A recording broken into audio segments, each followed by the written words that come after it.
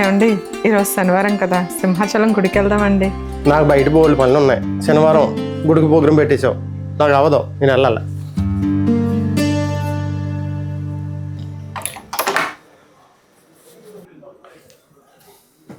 ఏమండి ఇప్పుడైనా సినిమాకి వెళ్దామండి.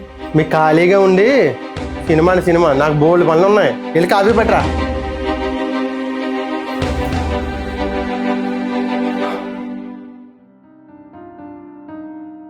వర్క్ ప్రెజర్ తోటి తను అసలు పట్టించుకోలేకపోతున్నాను.